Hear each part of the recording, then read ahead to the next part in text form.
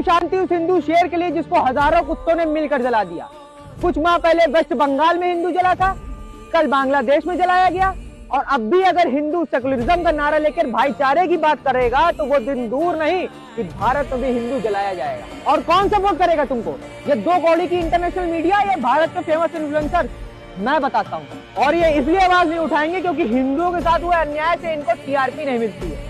और ये famous influencers को इस बात का खतरा है कि इनके दो कौड़ी के सेकुलर फॉलोवर्स इनको अनफॉलो ना करें। ये वीडियो को एक रील की तरह नहीं, एक संदेश की तरह लीजिएगा। मेरे महादेव। बांग्लादेश में जिंदा हिंदू को पेड़ से लटका कर उसमें आग लगा दी। अच्छा, ये खबर सुन ली? सबने सुन ली? मैंने सुन ली? क्या इफेक्ट हुआ? कुछ नहीं बदलेगा एक खबर सुनने के बाद भी। और जानते हो ये दर्द क्यों नहीं हो रहा? क्योंकि जिंदा जला वो शख्स मेरे घर का नहीं था, इसलिए दर्द मुझे नहीं है। अगर वही शख्स कहीं मेरे से रिलेटेड होता तो फिर मैं आशा करता पूरा समाज मेरे साथ खड़ा हो जाए।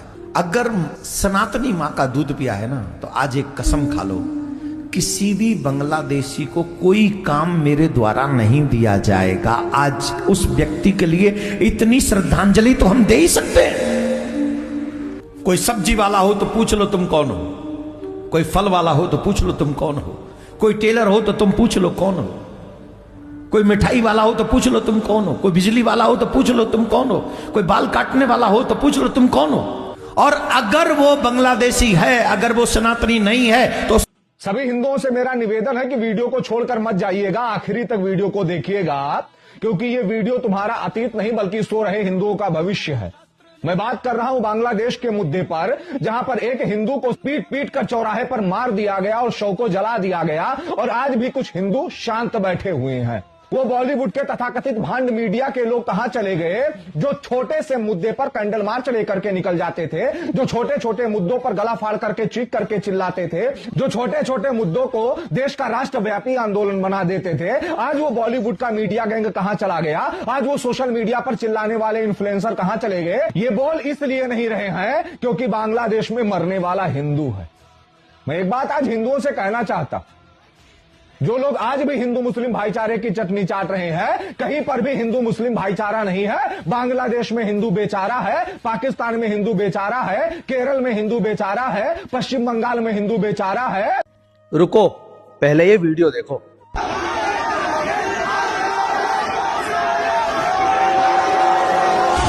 देख लिया?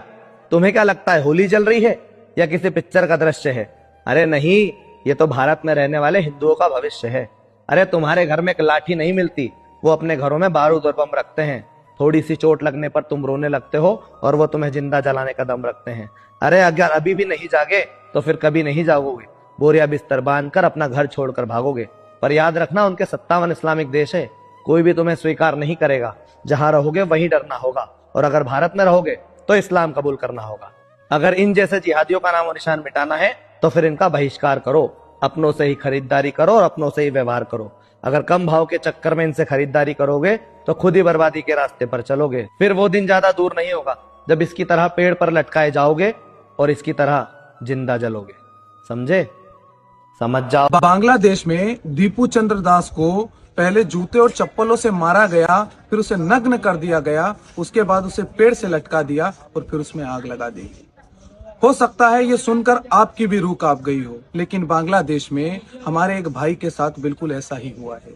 उसकी गलती केवल इतनी थी कि उस भाई ने ये कहा था कि हमें सभी धर्मों का सम्मान करना चाहिए और सभी धर्म सत्य है। बस उसकी इसी बात को सुनकर वहाँ के कुछ जिहादी कट्टरपंथी सुअरों ने उस भाई की यह दुर्दशा कर दी। आप सोच कर देखिए, कल्पना कीजिए कि आज जो कट्टरपंथी मानसिकता वहाँ है वो यहाँ के लोगों में भी है। हमें जरूरत है इन जैसे जिहादी कट्टरपंथियों को समझने की और अपने धर्म के भाइयों के साथ एकजुट होने की। अगर आज बांग्लादेश में हिंदू एकजुट होता तो उस भाई की यह दुर्दशा बिल्कुल नहीं होती। मैं आपसे फिर गुहार लगा रहा हूँ कि अपने भाइयों के साथ मजबूती से खड़े हो जाइए। हम आपके लिए लड़ेंगे, हम आपके लिए हर परिस्थिति में। बांग्लादेश के जिहादी आज खुलेआम हिंदुस्तान को मारने और काटने की धमकियां दे रहे हैं, लेकिन हिंदुस्तान आज भी उनका हाथ पकड़ पकड़ कर आईपीएल खिलवाने के लिए ला रहा है। पूरी दुनिया में प्लेयर्स खत्म हो चुके हैं, जो आप लोग उनके प्लेयर्स को 9-9, 10-10 करोड़ रुपए देकर खरीद रहे हो ताकि उनकी इकोनॉमी स्ट्रांग हो, ताकि वो वहां पर जाकर हमारे हिंदू परिवारों के ऊपर, हमारे हिंदू लोगों के ऊपर जुल्म ढांस के, जो कि वो रोज करते आ रहे हैं। वहां के नेता आज खुलेआम धमकियां दे रहे हैं कि जिस दिन हमारी सरकार बनके हम इंडियन एम्बेसी के ऊपर अटैक करेंगे, हम इंडिया की 7 सिस्टर स्टेट्स को अलग कर देंगे। Hundreds of radicals hit the streets in Bangladesh earlier today. Their target, the Indian High Commission. One of their leaders talked about breaking up India.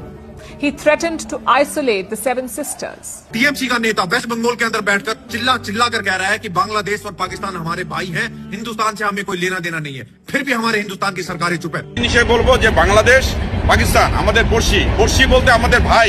और आज मैं पूरे देश के हर एक इंसान से ये पूछना चाहूंगा जो आईपीएल देखते हैं बैठकर, हमारे लिए क्रिकेट ज्यादा इंपॉर्टेंट है या हमारे लिए हमारा देश ज्यादा इंपॉर्टेंट है? सभी ने जय श्री राम भाई, जय गौ माता की। जय श्री राम। देख रहे होगे जो हालात बांग्लादेश के अंदर हुआ है, जहाँ पे अपना एक हिंदू भाई इन जिहादियों ने उसे पहले मारा पीटी करी, उसके बाद वो उसके भाई उसका सब पेड़ में बांध के उसे जला दिया, और अब हिंदू वहां का रोड पे आ गया। अब जाग गया।